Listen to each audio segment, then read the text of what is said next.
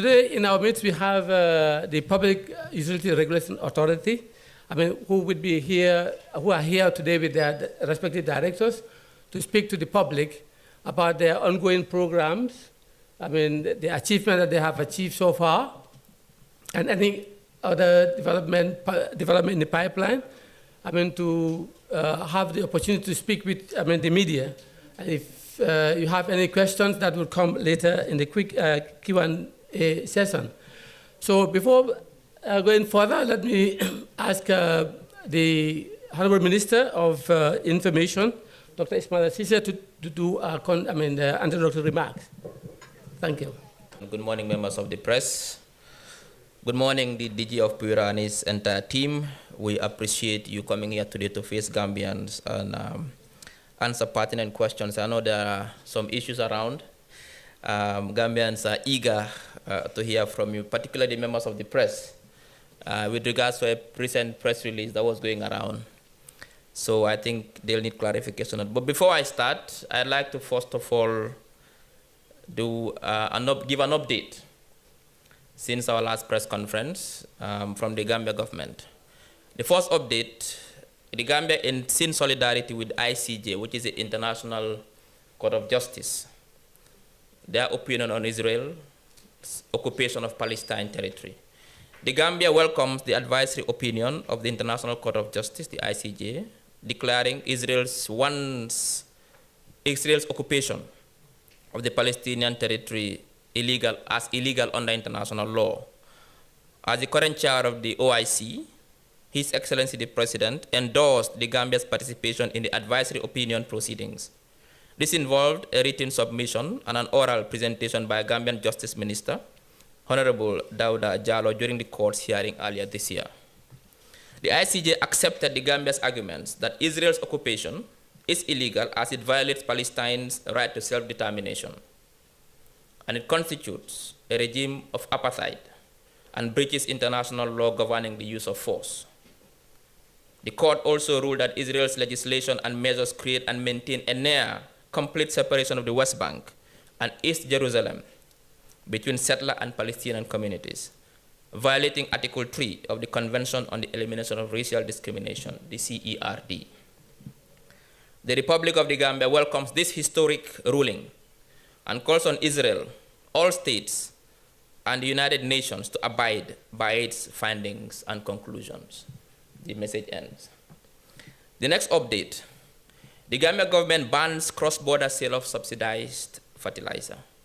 The Gambia government has learned that its heavily subsidized fertilizer intended solely for Gambian farmers is being sold across the border. To address this, the government instructs all local government authorities, the Gambia Police Force, and sister security institutions and agencies to arrest and confiscate fertilizer en route to destinations beyond our borders.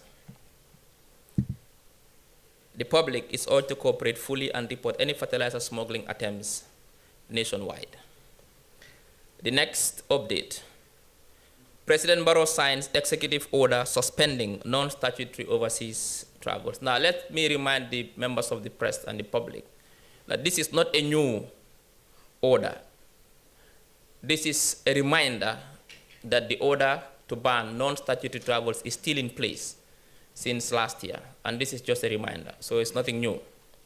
In an effort to curb government expenditure, President Barrow, acting under Section 76, subsection 1 of the 1997 Constitution, has signed an executive order immediately suspending all non-statutory overseas travels by the President, Vice President, Cabinet Ministers, senior government officials, civil servants, and employees across all government institutions and agencies.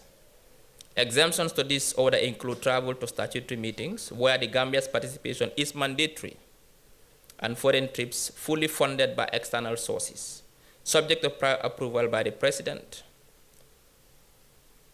or for an authorized official. Delegates are required to submit back to office reports to the Cabinet upon their return. Once again, this is not a new ban. It's an existing ban. It's just a reminder that it is still in force.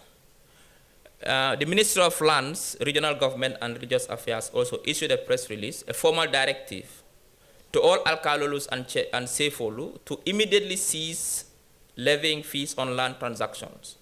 While traditionally it has been common to offer gifts to alkalolus and chiefs as a token of appreciation, charging fees for land transactions has no legal basis and therefore it is unlawful.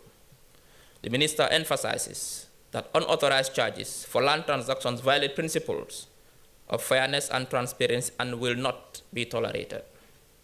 The ministry remains committed to upholding the rule of law, ensuring equitable access to land resources, and promoting good governance and land administration. That was the final, that was the last update.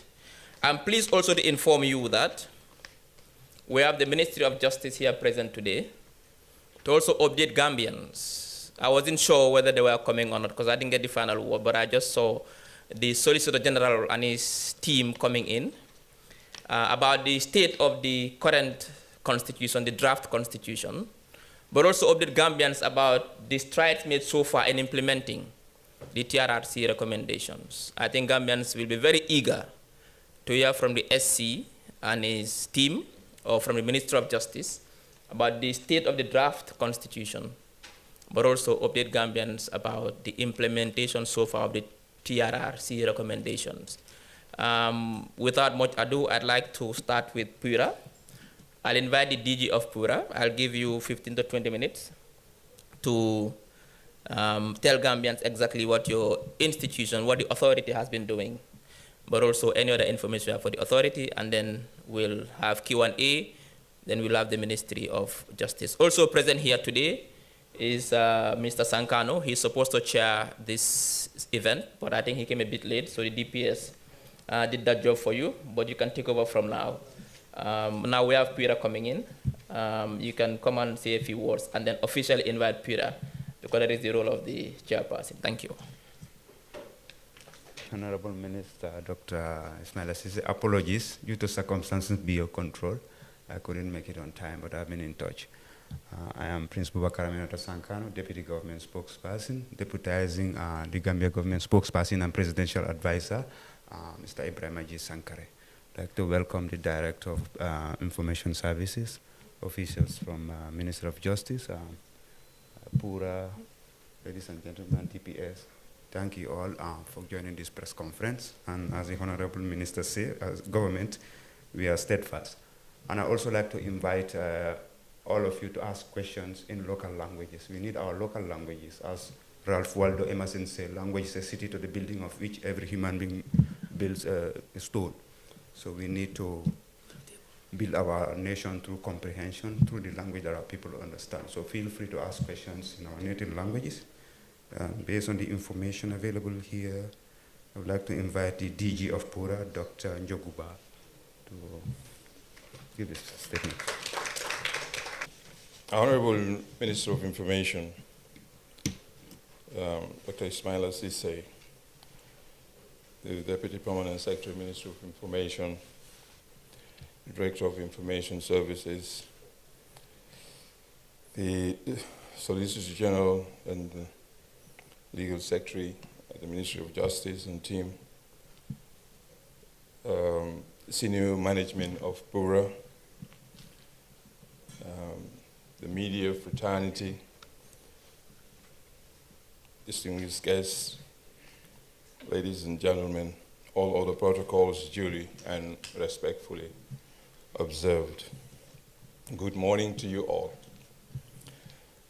On behalf of the board, management and staff of Pura, I would like to thank the Honorable Minister and his team for inviting us here today to shed light on some of our key activities as it relates to our functions. I would like to note that Pura, as an entity, has employed similar strategies in engaging with consumers, such as the Consumer Parliament. We know that this type of open engagement works, and therefore we wholeheartedly subscribe to this event as initiated by the minister and his team. And we want to thank them for this wonderful initiative. Distinguished ladies and gentlemen, as a brief background, let me touch on the role of KORA for a simplified understanding for all present here today and those who are following this program through other mediums.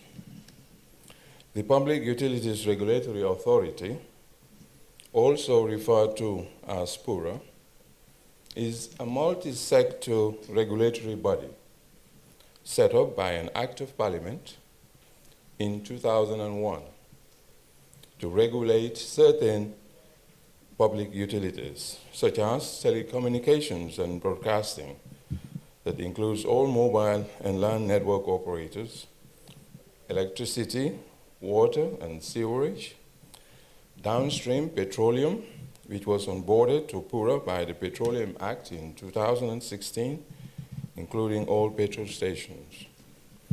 The authority has 7 directorates, namely the Directorate of Legal, Licensing and Enforcement, Directorate of Economic Regulation, the Directorate of Petroleum, Water and Electricity, the Directorate of Consumer Affairs, the Directorate of Admin and Finance, the Directorate of Human Resources Management, the Directorate of ICT, and the Directorate of Internal Audit.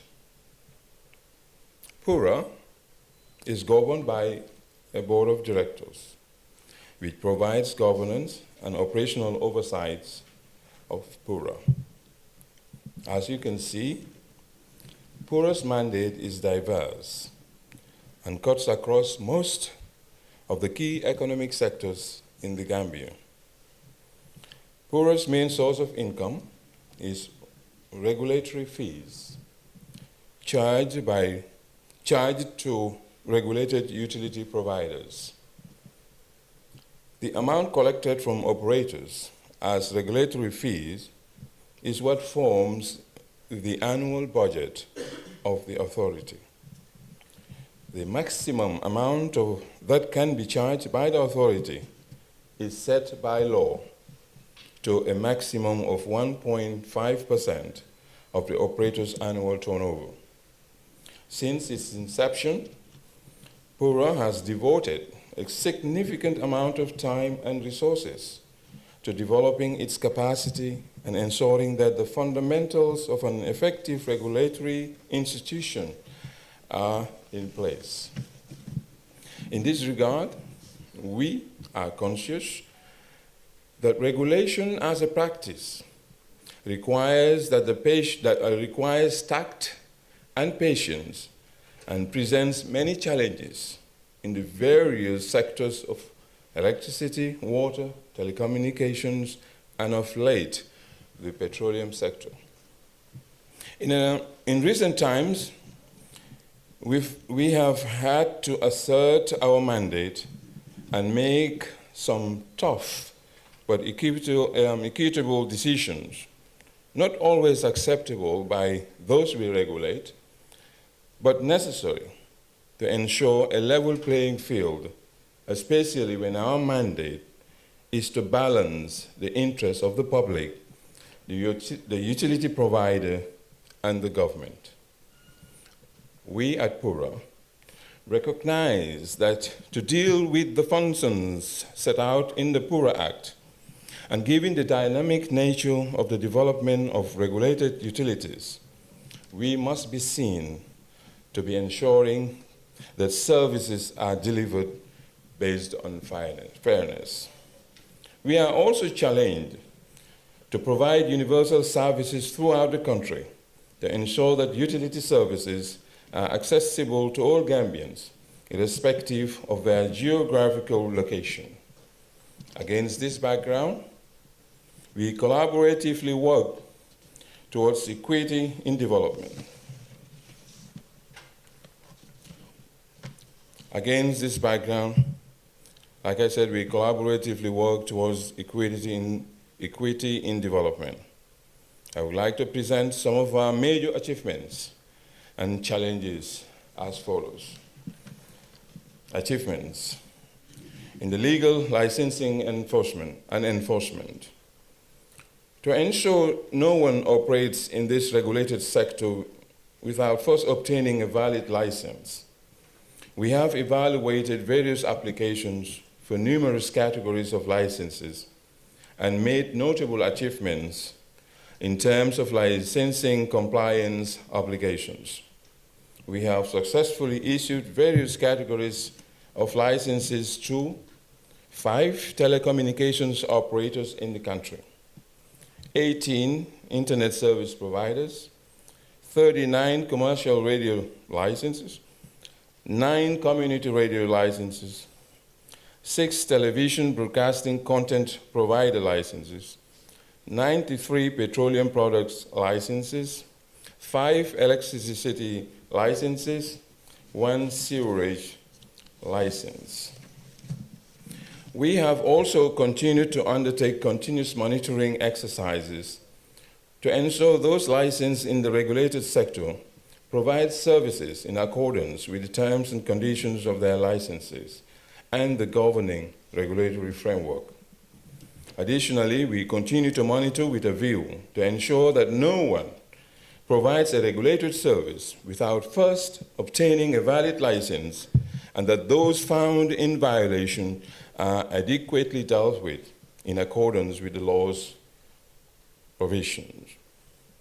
In 2024 alone, we have undertaken 4 enforcement actions in the telecommunications sector, 1 in the water sector, 4 in petroleum, and most recently 33 in the broadcasting sector. These actions are all geared purely towards ensuring compliance with the regulatory regime. Then development of infrastructure sharing regulations is at an advanced stage, expected to support the optimal and sanitized utilization of infrastructure development in the communications sector. We are still on our achievements. We are also supporting the development of serious regulations and quality of service in electricity regulations to support the effective dispensation regulatory mandate in these areas.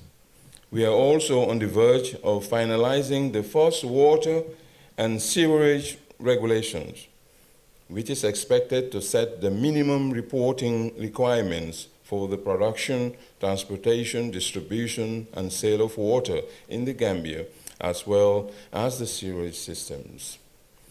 This will go a long way to enable the authority to dispense its role in water and sewerage system regulations. Despite the notable gains made, there still remain some challenges. The current legislative structure poses certain legal risks in the proper implementation and dispensation of the authority's mandate. These are largely due to the absence of certain critical legislative instruments and inadequacies in certain provisions. In the petroleum, water, and electricity sectors, the authority has been implementing key programs to promote service quality, but also ensure safety, health, and environmental protection in service delivery. KORA has provided supportive regulation to many service providers and stakeholders to enable them to comply with the sector laws, mostly through capacity building. And to name a few, we recently trained 70 fuel tanker truck drivers on health and safety to improve their knowledge of preventing road accidents and injuries. In our efforts to promote standards in the electricity sector, we have trained up to 40 stakeholders, including representatives from area councils, on wiring standards developed through the Gambia Standards Bureau. These efforts are geared towards reducing electricity-related fire incidents in this country. The authority has also trained 40 stakeholders, including NAWEC staff, on water safety plans. Today, NAWEC has its first water safety plan for the Greater Banjul area, which is a major development as far as water supply operations are concerned. Ladies and gentlemen, KORA has also developed programs to ensure ongoing quality assurance, particularly in water, a sensitive commodity is continuously torn. The authority in 2009 established a water quality monitoring program in partnership with the Department of Water Resources to test all water supply by NAWEC across the country. Through this program, critical interventions were made to safeguard the public from the risk of drinking water that does not meet the WHO standards. Just to name a few, the nitrate issue in Greater Banjul area and the iron in Gunjur were detected and resolved through this program. We have also ensured quality and protect consumers through other valuable initiatives. In collaboration with the Weight and Measures Bureau, we are at an advanced stage in concluding an exercise where we verify the calibration of all fuel pumps across the country. We've also entered into a third-party agreement with Pages, under which fuel tanker trucks are inspected and certified every 6 months as part of our licensing and standardization programs for a sustainable fuel transportation business. The authority is also significantly contributing to the creation of an enabling environment for investment and service delivery. With relevant stakeholders and support from the World Bank, we recently validated the Gambia Electricity Grid Code, the first of its kind, which lays down the rules and processes in the transformation of our power sector. Despite the water bill yet to be enacted, KORA has been working ahead to support standards development and other instruments required to govern the water sector. We initiated the development of the first drinking water quality and effluent discharge standards. And following a high-level inception workshop, there is a national committee working on a regulation for sewage transportation. To the Directorate of ICT, during the period being reported, one of our biggest projects for the year 2023-2024 is the national number migration from 7 to 9 digits. To enable efficient numbering plan and alignment with global best practices. This initiative, we believe, will bring on uniformity of numbers for all operators. This will be launched on or before 31st December 2024. The authority conducts annual countrywide monitoring exercise to assess telecoms coverage signals, as well as health and safety issues related to masts and towers. In addition, annual monitoring exercises are also carried out to ensure that all broadcasters, radio and television, are technically compliant. Capacity building workshops on technical and legal issues are periodically organized to refresh and arm the broadcasting staff on their roles and obligations as part of our supportive regulation. Based on consumer expectations of safety, the authority has procured electromagnetic field EMF monitoring equipment to monitor radiation transmitted by telecoms antennas due to concerns raised by the public on installed antennas in their vicinity. In the same vein, to minimize frequency interference and optimize the usage of the scarce spectrum resource, a spectrum analyzer was procured a few years ago, and we expect to get a more advanced mobile spectrum monitoring van by end of this year to enhance our work in terms of spectrum monitoring. PURA staff are currently manning GM CERT.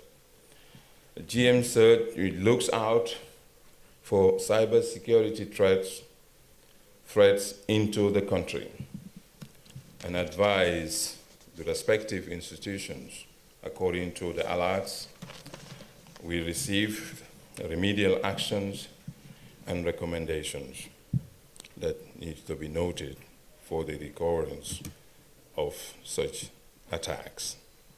The authority, as expected, monitors all international incoming and outgoing traffic and generates monthly invoices for the operators for government to receive the right revenue in tax for that traffic. There is a quality of service QoS monitoring equipment in-house that constantly monitor the GSM operators' networks using identified key performance indicators, KPIs.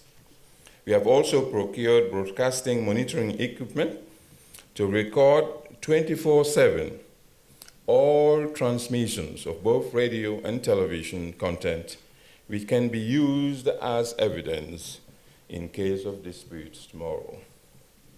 Consumer web portal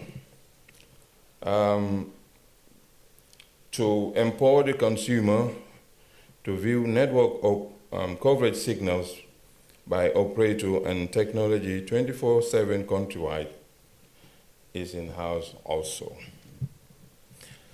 When we come to Consumer, Department of Consumer Affairs, the authority, in ensuring that consumer welfare is protected at all times, has a dedicated toll-free number, 148, which consumers can call from any network without paying a butut and lodge a complaint against any service provider within the regulatory space and then get redress. Currently, there are two major flagships programs which the authority conducts to inform, educate, and communicate with consumers. These includes the Consumer Parliament and Bantaba outreach to the rural communities. In conducting the Bantaba outreach program from 2010 to date, we have so far covered 99 villages, out of which 43 villages have benefited from installation of new BTs, rural electrification, and improvement on network access, just to name a few. The Consumer Parliament, which is usually conducted in the GBA, will celebrate its 16th year anniversary this year, and is aimed at giving voice to consumers across the entire spectrum to come face to face with the echelons of the regulated utilities and get redress. The proceedings are live streamed to ensure that consumers in the diaspora are not left behind. They can also follow. Telecommunications network scams continue to be a challenge. From 2022 to date, the authority has recorded a total amount of $499,608 in scams from consumers, of which $224,929 has been recovered by KORA through the operators. Currently, major sensitization strategies are being deployed using social media platforms and influencers to educate the masses in combating this menace. Furthermore, the authority, in its quest to ensure inclusivity, has recently engaged with 3 conventional schools, namely the Gambia Senior Secondary School, Nusrat Senior Secondary School, and the Methodist Academy, as a pilot to engage students and the youth population in our activities, making them KORA students ambassadors in disseminating information in their schools and communities about the mandate and role of KORA. A similar pilot will be conducted to target the schools in the rural area early next year. The authority has, over the years, conducted a pilot exercise in communities facing challenges with electricity low voltage and facing challenge with low voltage, and has brought over 1,000 pieces of CLF bulbs to improve their consumption in electricity usage. This has yielded dividends for consumers and has provided cost savings in communities like Tobacco Road and Caniving South. The authority continues to provide avenues for complaint handling through a walk-in service from 9 a.m. to 5 p.m. I am being reminded of time, but I want to crave the indulgence of the Honorable Minister and the Chairman that KORA is huge. KORA's role is huge. And you just cannot, we want to inform the public, we want to tell them what we do and what we engage and our challenges. And I believe that we will endeavor to meet the time that has been given to us, but bear with us. Finance and administration. Apart from our expected day-to-day financial prudence, we continue to experience the following challenges. There are difficulties with some GSM operators for the payment of regulatory fees, especially GAMTEL and GAMCEL and others. And also some private TV stations and radio stations do not regularly pay their regulatory fees on time, despite the reduced and revised amount requested. There's timely submission of their audited financial statements for regulatory functions. We also have difficulties in payments of their gateway invoices, again, especially by GAMTEL and GAMCEL and few others. Continuous professional development that is due to lack of fundings. On the Department of Economic Regulations, on the electricity subsector, Honorable Minister, the authority since 2009 has constantly reviewed and set the tariff for NAWEC to ensure that consumers are not overcharged. As NAWEC extends its coverage, it becomes imperative that more consumers are subscribed to its services, and the authority ensures that third-party service providers are licensed to vend electricity tokens on behalf of the company. This initiative was approved in a bid to reduce the burden on consumers in getting tokens at odd times and during weekends when NAWEC customer care centers are closed. The authority in the telecom sector, where the sector is deemed competitive, the authority adopts a non-interference policy in the determination of end-user tariffs. However, when competition fails to address the concerns of the consumers, the law allows the regulator to conduct a market assessment study, and where there is an existence of dominance, certain remedies can be proposed to address the market's failure issues. Mr. Chair, such assessment was done and the result is being studied. The authority is also embarking upon a cost of service study, which will scientifically determine if the services being offered by the telecoms operators are excessive and proffer recommendations. The challenges: getting accurate data and on time from the utilities we regulate is one of the challenges we grapple with. Without these data, it is difficult to properly regulate the sectors we regulate. Another big challenge is minimizing the frequent fiber optic cuts on the sole fiber backbone network managed by Gamtel. These unfortunate fiber cuts result in serious internet outages in some instances. Challenges also in the legal licensing and enforcement. To ensure no one operates in the regulated sector without first obtaining a valid license, we have evaluated various applications for numerous categories of licenses and made notable achievements in terms of licensing compliance applications. We have successfully issued various categories of license to these, the following, as we have indicated: internet service providers, commercial radios, community radios, and electricity licensing and the sewerage. For the Directorate of Human Resources, KORA, as a multi-sector regulatory authority, is manned by professionals who are meant to be experts in their various fields. Although there is need for more professionals to fill the growing and expanding sectors we regulate, the current staff number, which is around 82 active staff, are well trained in their areas of specialization. As a regulator, training is key in our activities so as to keep us at par with the industry. As a result, the authority offers capacity building programs within and outside the country in the form of fully funded master's programs, study tours, short-term professional training, etc., to our staff members.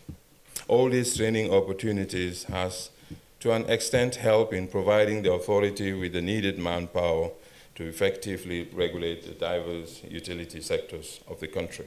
Notwithstanding, Honorable Minister, inadequate training budget due to our limited source of revenue has also hindered the authority's ability to provide adequate specialized trainings to all the staff who needs them.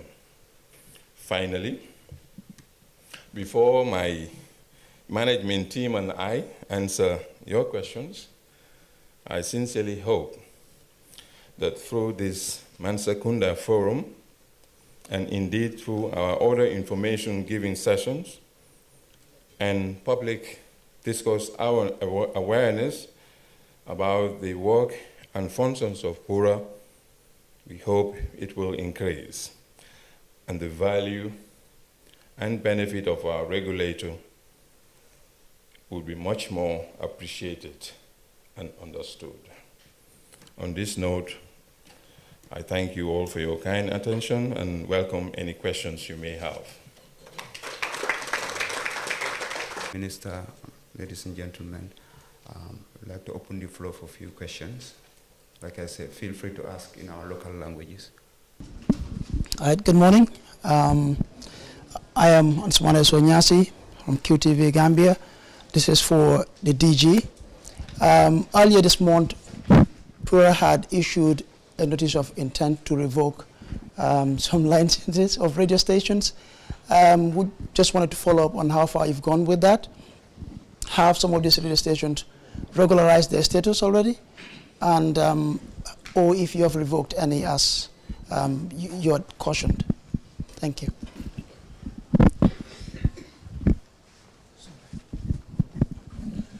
Thank you very much, Mr. Nyasi.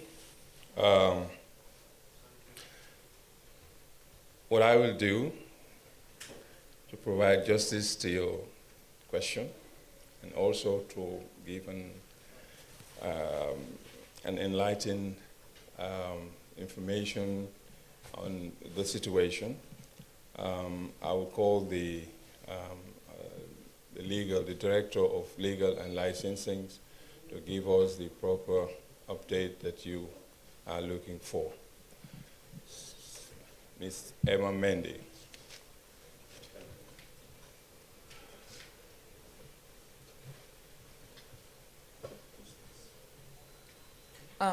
Good morning, everyone.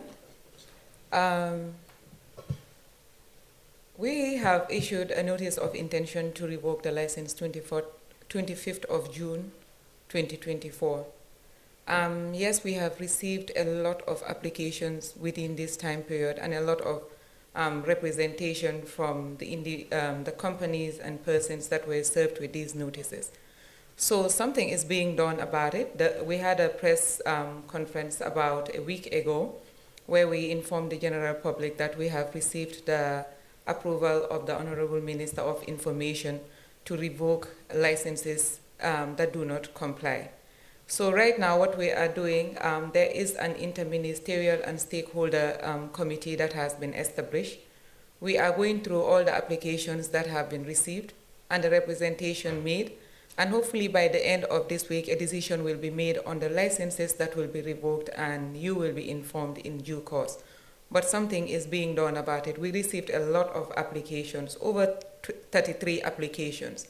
And we have the same people that are doing all that review and also entertain all the representation that is made. So hopefully by the end of this week, you will hear something from us. Thank you very much. Mendy, for that explanation. Any additional question before we move to the next item on the agenda? Good morning. My name is Awamane. I work with GRTS. DJ, in your speech, you mentioned that you have a toll-free number where customers could call. So in a case that a customer called and give a complaint, how do you follow the due process to make sure that the complaint that is being lodged to you is solved? When a complainant calls the 148 call center, the first question we ask is, did you complain to the service provider that you are complaining against? If the answer is yes, then we take your details. Nonetheless, we will take your details even if you haven't initially complained to the service provider. Whereby you have complained to them first, then we will make a follow-up. There are certain informations that we really rely on to process your complaint. That is the person that you spoke to when you called the service provider.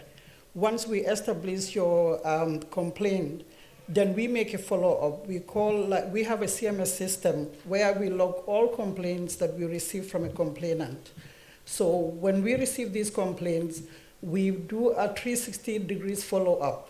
At every stage of your complaint, when we talk to the service provider, we will inform you, call you back to let you know the progress that your complaint is taking until you satisfy at the end that yes, the complaint that I have lodged with the service provider has been resolved, then we close your case.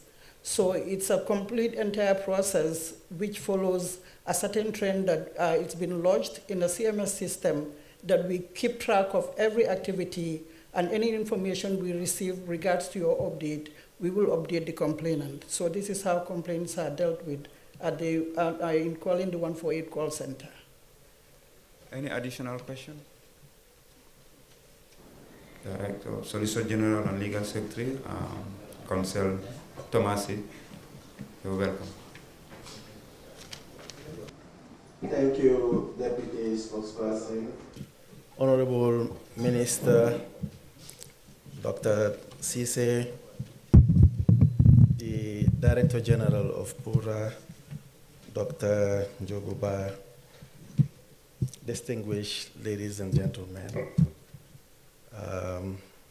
It's my pleasure to be here this morning on behalf of the Honorable Attorney General and Minister of Justice, the Honorable Dauda Jallow, to briefly provide one or two updates on the transitional justice process.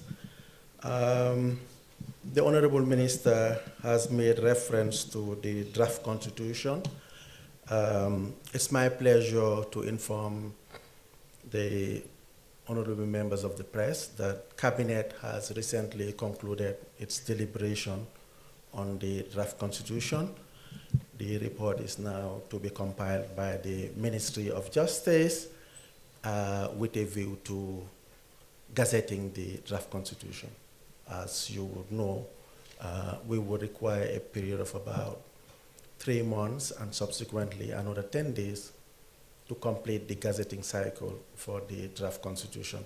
So hopefully all indications are that we could have the draft constitution before the National Assembly in the last quarter of this year. So probably by December, we will have the National Assembly deliberating on the draft constitution. You would all recall that this is a promise that the government has made, that it would bring back the constitution. And it has accordingly done so, and the process is now on. So we will have the draft constitution before the National Assembly. Having said that, I know one matter that is of concern. Madam Yang, you should be by my side here. One matter that has been of concern has been the special tribunal which the Gambia seeks to establish in collaboration with the Economic Community of West African States. You would all recall that the Gambia requested the cooperation of ECOWAS in the establishment of the special tribunal. Of course, the Commission responded positively to this request, and what we now have is that the decision, that's the statute establishing the tribunal, was tabled before the Mediation and Security Council of ECOWAS. The Mediation and Security Council is the body comprising honorable ministers and ambassadors and of ECOWAS. And when it was tabled on the 3rd of July, it was considered and deferred to the next ordinary session of the Authority of Heads of State and Government. So I know it's been stated in some quarters that the decision or the statute establishing the special tribunal was rejected by the ECOWAS. That is not the case. What happened was that the Mediation and Security Council of ECOWAS considered the statute but deferred it to its next meeting in December and wanted the ambassadorial meeting to first consider the statute and endorse it and then transmit it to the Mediation and Security Council. So this is what happened. So the statute will now go to the ambassadorial meeting, and hopefully that meeting will be convened here against perhaps in the next month or so, way before the December meeting. And once it is considered by the ambassadorial meeting, it will now be transmitted to the Mediation and Security Council. That's the level of the ministers of Foreign Affairs and Defense. And of course, they will deliberate on it and then send it to the Authority of Heads of State and Government. So the process is still on. There was a procedural hitch which delayed the consideration by the Authority of Heads of State and Government. I know also for a fact that the statute was discussed at the level of the ECOWAS Parliament, and they rejected the statute. But I just need to state that in as much as it's desirable to have the Parliament endorse the statute, we believe that the Parliament was not adequately briefed on the statute. There was some lack of understanding with regards to its full content and scope. Nevertheless, we would be embarking on a campaign to discuss with the parliamentarians so that they could be adequately briefed on the statute. But let me also hasten to state that the decision by the ECOWAS Parliament is considered non-binding. It's purely advisory, and the final decision on the establishment rests solely with the authority of heads of state and government. It is not a decision, it is not for the ECOWAS Parliament to take a decision. Their role is merely advisory. But of course, it is imperative that they are also carried along so that there could be a broader consensus on the establishment of the special tribunal. So that is where we are, and it has dawned on us that we just need to do more. The experts have done their work. The experts committee of the ECOWAS has already endorsed the statute. The statute has also been endorsed by the justice ministers of ECOWAS, and now it's for us to work on the political process to see how we can dialogue and carry out further consultations with member states and have the statute approved. But I mean, you would all recall what was done in the case of Hissène Habré, where the Senegalese government requested support from the African Union and got the African Union to help in the establishment of the extraordinary chambers, which finally tried Hissène Habré in Senegal, because you cannot carry out these trials using your local jurisdiction and your local courts. It is in that same spirit that we took the decision to work with ECOWAS. ECOWAS being closer home and giving its relationship in terms of our transitional justice process, and the fact that so many citizens of ECOWAS have also perished and were victims during the 22 years regime. We have had the massacres that took place here, and some of the citizens of ECOWAS suffered that tragedy. And we felt we could work with ECOWAS, and ECOWAS has agreed to work with us so that we could establish this special tribunal, internationalize it, and endow it with jurisdiction to try the crimes that took place here. Having said that, I think another aspect of the transitional justice process that I want to bring to your attention relates to the Victims Reparations Act that was passed by the National Assembly in November 2023. We are working on the actualization of the act. As you all know, the purpose of the act is to ensure that victims are adequately compensated, notwithstanding that the TRRC had some compensation mechanism and actually did administer some reparations for victims.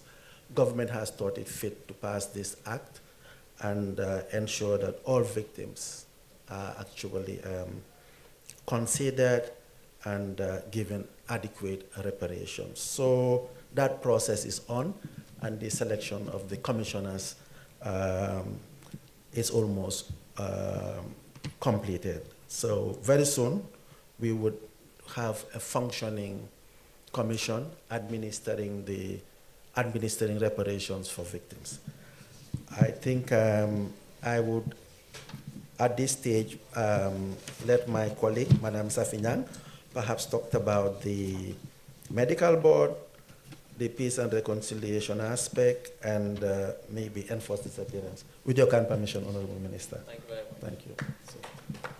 Thank you.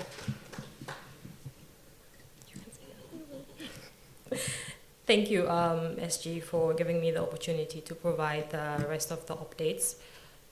So you would recall that during the TRRC, there was a medical board that was put in place to cater to the needs of victims that needed urgent medical attention. But after the TRRC concluded its sittings, that board was dissolved. And whilst we were putting in place the Reparations Act, we realized that there was a need for the medical support to continue. So the Ministry of Justice reached out to the Ministry of Health, and the medical board was reconstituted. And last month, the Ministry of Finance contributed $8 million towards the work of that board. The primary reason for setting it up is to assist victims that need urgent medical attention that cannot maybe necessarily wait for the final reparations to be administered. because as you may know, there are different forms of reparations. Reparations is not just necessarily financial compensation, but it could be in the form of medical support and other forms of support. So that is what the government is trying to achieve with the establishment of the medical board. And it's also important to highlight the fact that since January 2024, the Ministry of Justice has established a dedicated unit that is working entirely on focusing solely on transitional justice. And we call it the post-TRRC unit. So that is the unit that is responsible for coordinating the recommendations of the TRRC, which were approximately about 263 recommendations that are cross-cutting on different aspects, from justice and accountability, which the SG spoke about earlier. We have matters relating to reparations, matters relating to peace and reconciliation, and other aspects of transitional justice. So the post-TRRC has mechanisms that it has in place to coordinate the reparations, the implementation of the recommendations. Because if you have 263 recommendations across approximately about 61 different agencies that have roles to play, if you've had the chance to read the implementation plan, which was launched by the president in this very building in May 2023, you'd realize that we have different institutions, not just necessarily the Ministry of Justice. Generally, when we talk about transitional justice, the tendency is to think that it's the Ministry of Justice that has the sole responsibility, but there are so many factors, so many issues at play. So basically all the ministries have a role to play. So that is why we have a National Steering Committee, which had its inaugural meeting in June. So that comprises different permanent secretaries, because they all have specific recommendations that targets their institutions. So that is one of the coordinating mechanisms that we have. And we also have another coordinating mechanism, which is the victim town hall, because we believe that there should be that opportunity for the victims to have a direct interface with the Ministry of Justice and with the government officials as well. So far, we have carried out 2 victim town halls. The first one we had was, we had it within the GBA. It was held at the Memory House, and the purpose of that town hall was to inform victims about the services that the medical board provides. So we had the doctors that are sitting on the board. They met with the victims, and the setup of the victim town hall is quite unique, because we don't have, cameras or the press, or it's just basically victims being very honest to government, and government in turn being very honest to the victims, because the idea is to ensure that there's transparency in the entire process. So we've had 2 of such meetings. The first one was in the GBA, and the second meeting was held in Janjanbureh, and this was recently held in the end of June, towards the last week in June. We also have the partnership platform, which we've had 2 meetings so far. The partnership platform is basically between government and partners that are working in the development space in the Gambia. So we know that some of the recommendations, generally TJ programs are quite expensive to run, so you need to have as much support as you can. So we've been working closely with the partners. And the 4th coordinating mechanism is the one where we would be talking with the CSOs and the media to be giving them updates, because if we do not give the media regular updates, there's a likelihood that there would be, misinformation, or some misconceptions may be spread. So we're trying as much as possible to ensure that we have frequent updates with the media. And we also have some task force that we've put in place. Like SG mentioned, the massacre that happened here, we had about almost 50-something West African nationals that were enforcibly disappeared. And we also had other Gambians, several people that were missing and their whereabouts are not known. So as part of the TRRC recommendations, there was a recommendation for a task force to be put in place that will look into the whereabouts of some of the victims of enforced disappearance, who, for example, their graves are not known, or who their burial sites, or who their whereabouts are still uncertain. So that task force is in place, and they've met twice. and it's chaired by the Ministry of Justice, and we have other institutions like the police, the army, the SIS, all key stakeholders, including victim organizations, as a part of that task force. And the major role of the task force is to chart a way forward in terms of what can be done to ensure that burial sites are identified. And once you identify the burial sites, what happens next? Because these are very critical issues where people need to know the whereabouts of their loved ones. But it's also very, it's very technical, but you require a lot of funding, because to exhume graveyards, it requires a lot. So they've been trying, they already have their terms of reference, and now they're trying as much as possible to forge partnerships with maybe relevant institutions outside of the Gambia that may have the capacity to assist. And another update I would give is just on archiving, which is basically another task force that we have established to look into what will be done with the materials that emanated from the TRRC. So we had documents, we had other equipments, and these are generally, as a TJ process, when you're wrapping up your process, you need to archive it for generations yet unborn, so that anybody that is doing some research, or generally people may want to know in the next 10, 40, 50 years what transpired or what happened, they would have the access. So how do you preserve the material? So that is why we have an archiving task force, which was actually also a recommendation from the TRRC to put in place a mechanism to archive the materials that emanated from the TRRC. So, okay, just one. Yeah, thank you. We'll leave it at that and take questions. Thank you very much. Doctor, thank you so much. I think at this stage we could be open to questions or any comments on the updates we have provided. Thank you. Thank you. Good morning. My name is Modo Toure. I work for Block TV. My question is with regards to the draft constitution.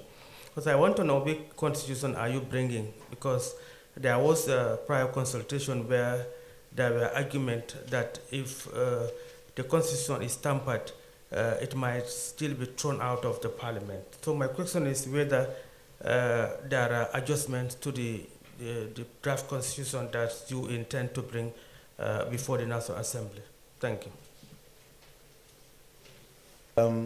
Yes, you will recall there is only one draft constitution, and this is the one that was the subject matter of an act of parliament, the one that established the act of parliament established the Constitution Review Commission, which did its work for a 3-year period, carried out extensive deliberations, and came out with a draft. It is the same draft that Cabinet considered, and it is the draft that will be taken to the National Assembly for consideration. Whether there are adjustments to it, I believe that's the prerogative of Cabinet. That's for Cabinet to decide. But it's the same draft that has been considered, the draft that was submitted by the Constitution Review Commission. Thank you.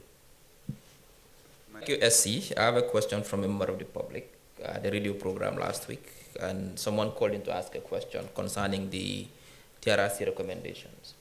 And the question is,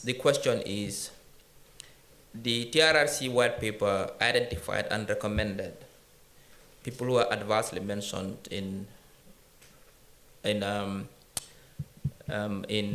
they were mentioned for violating or for committing gross violations of human rights under the leadership of Yahya Jammeh, and that they must be prosecuted.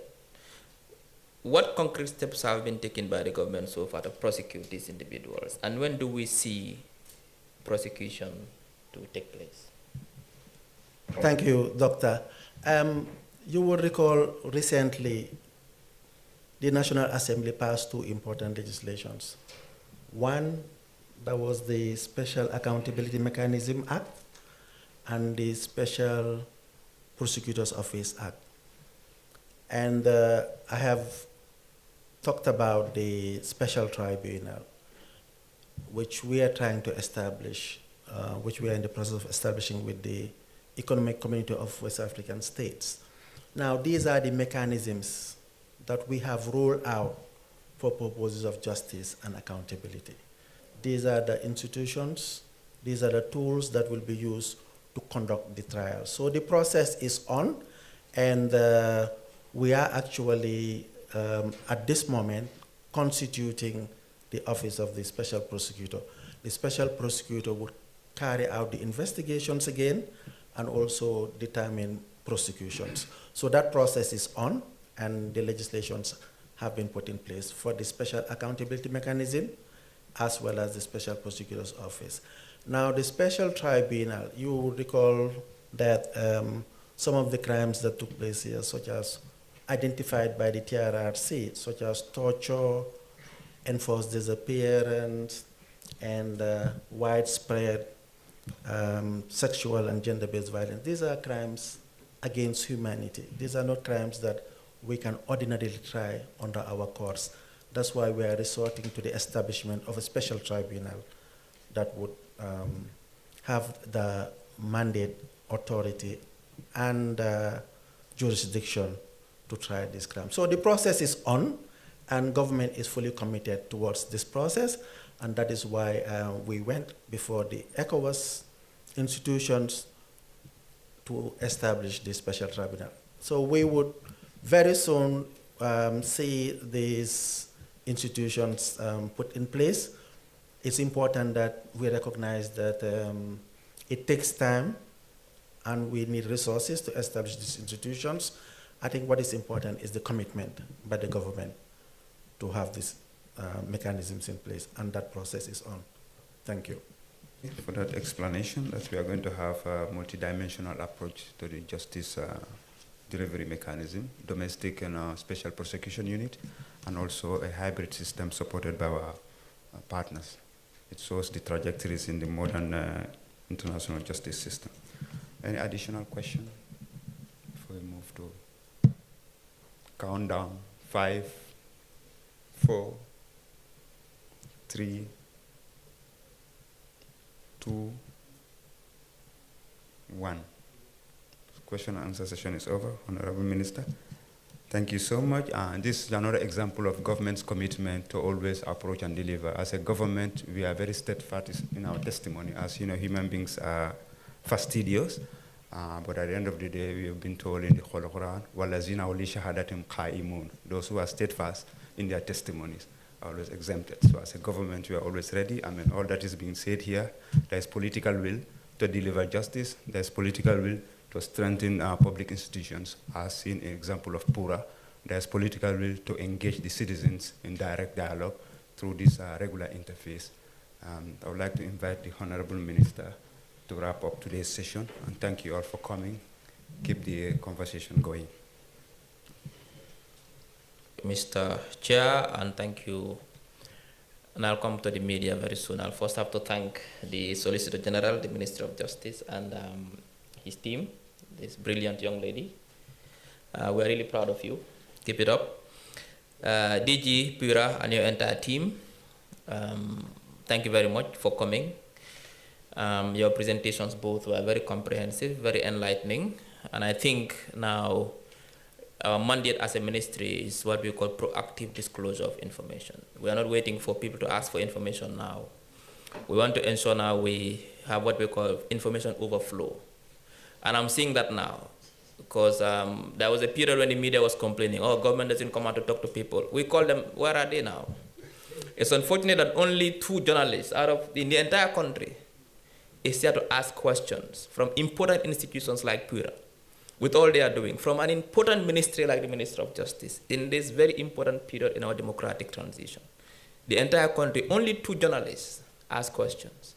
And the complaint was, government doesn't talk to people. We ask questions, they don't answer. We say, now come, we have information for you, and they run away. It means there's an overflow of information now. And we won't stop. Even if no journalist comes, we will come and talk to the Gambian people. We're not talking to journalists. We're talking to the Gambian people. Because the journalists are the link between us, the government, and the people. Journalists take information from us and give it to the people. That is why they are critical partners. So we urge all journalists, all media houses, that when we call for a press conference, please come and ask questions, because they're offering public service to the people. The questions are not for you, the information is not for you, it's for the people. That is the role we are playing as a media house, and that is how we engage you as a Minister of Justice. So thank you very much. I think this was a very good session. I thank the media houses who came, our media contract partners. And the beauty of this press conference is that it was shown live across multiple channels. So 6 to 7 channels are showing this press conference live. So wherever you tune to today, it is either the press conference or you put your TV off. You don't have no other choice. I thank the media contractors, the journalists who are here today, and the staff of the Ministry of Information. Next press conference will be in 3 to 4 weeks. We'll inform you on time which institutions are coming. The next event for the Minister of Justice is the next month's Sakunda, which is this Friday at 8 p.m. at the conference center here. And the Minister of Higher Education, Science, Research and Technology, Professor Pierre Gomez and his entire satellite institution will be there. The difference between the press conference and the Mansakunda, the press conference is for the media, journalists to ask questions.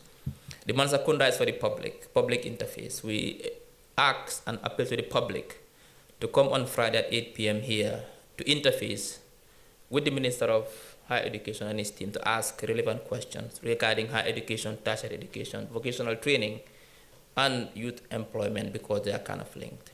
So I thank you for this session. Mr. Chair, thank you very much. And I thank once again DG of PUR and his team.